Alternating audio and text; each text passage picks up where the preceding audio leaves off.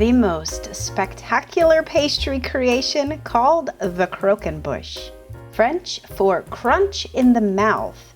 It's signature crunchy caramel-coated cream puffs filled with luscious pastry cream, all piled high to a tower of pure elegance. Now, normally you know me, I'm always, oh, this is so easy, with just 2 recipes, you can make this yourself. I am not gonna lie, this is probably the worst pastry creation ever invented. You probably shouldn't make this. Stay tuned to the end and I'm going to show you why. For those who have never heard of the all too stunning Croquembouche, it is usually reserved for weddings or events of equal grandeur, and they come in all sizes, with the largest one on record at 13 feet 6 inches tall. Well, today we may be making the world's smallest one, although mine does stand at about just 12 inches tall, but it definitely came with 13.5 feet of annoyance. But before I get into all of that, let's start off with the making of the vegan Profiterals. Now, we've already mastered this recipe, so if you haven't yet watched my masterclass for how to make vegan pâte à choux, you must, because that is what we need before beginning the construction of our petite tower of cream puffs. You are going to need a double recipe of my pâte à choux recipe, since we do need over 4 dozen puffs to make even just this smaller version of the Croquembouche. And as always, the recipes are all free in printable format for you on my website at gretchensveganbakery.com. So again, be sure to watch that video and check out that recipe for how to make the best vegan pâte à choux recipe that gets turned into cream puffs and eclairs. So today I've made over 4 dozen mini cream puffs, and I've got them all ready to be filled, only this time instead of slicing them and filling them as I normally would when serving a traditional cream puffs, I'm keeping them intact and filling them with vanilla custard from a small hole poked into the bottom of each one.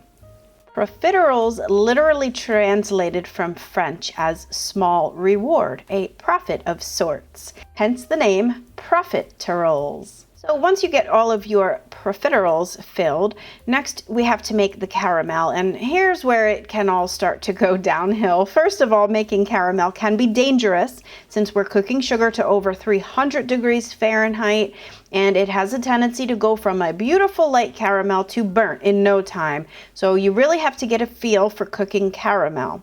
It's also wise to have an ice bath to immediately shock the pot of sugar to stop the cooking, but because it is so hot, it still will continue cooking and darkening, so I like to pull mine off the stove at a little more than 300 degrees Fahrenheit, since it will continue to darken as it sits.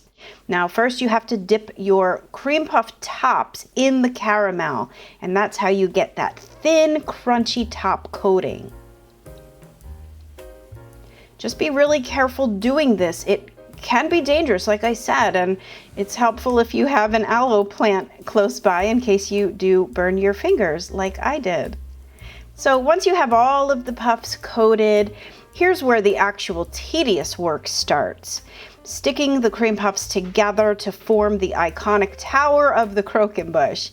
Now, this took me close to an hour, actually probably more, because I had to keep rewarming the caramel as it starts to set up, and it's probably a wise idea if you have, well, honestly, if you could work next to your stove in the kitchen, you can keep the caramel on like a low setting so that it doesn't solidify like mine kept doing. And then I actually ran out of caramel and had to make another batch, and that's why my both batches of caramel are, like, you can tell they're different colors. One definitely got a little bit darker than the other one. So, you know, another problem about working with caramel is similar to working with meringue. As I stated in my last video for the Concord cake, humidity is going to be a real nightmare if you're working with caramel.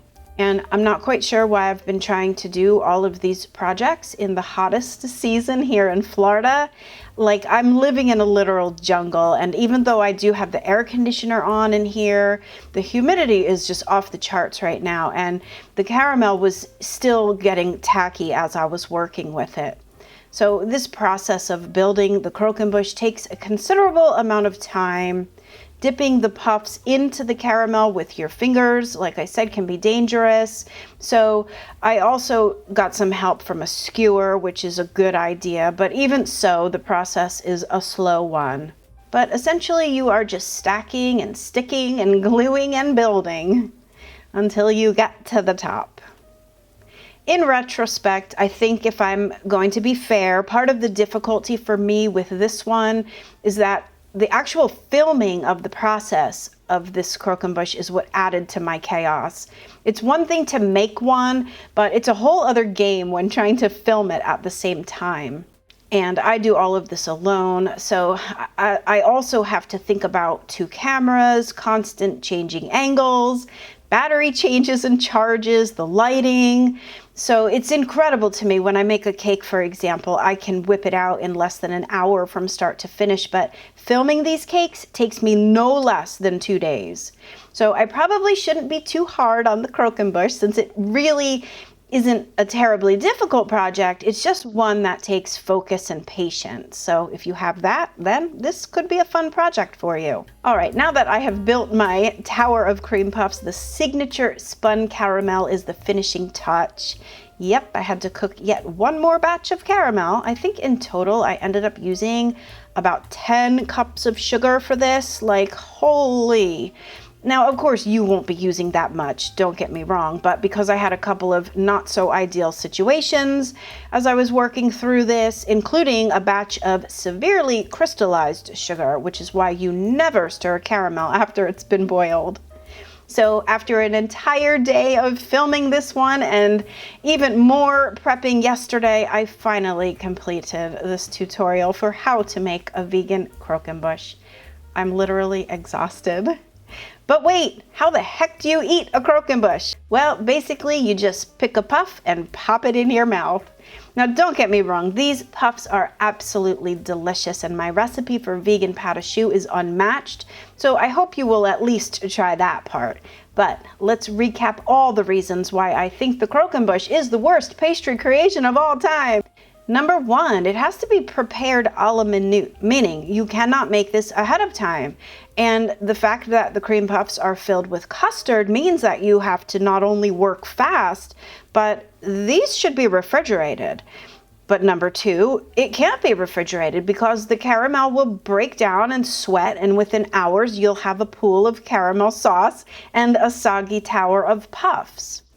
Speaking of humidity, sweating, and soggy puffs, this dessert is very temperature sensitive, even if you did make this a la minute.